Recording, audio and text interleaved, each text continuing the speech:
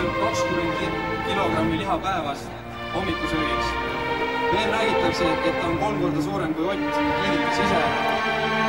Viimane uudis on see, et ta võib olla Arnold Schwarzeneggeri enda suilaps. Igal juhul üks on täiesti selge. Teie ees on tema ise ainus ja kordumata Marek Almus, ent Monsuuna isiklikult.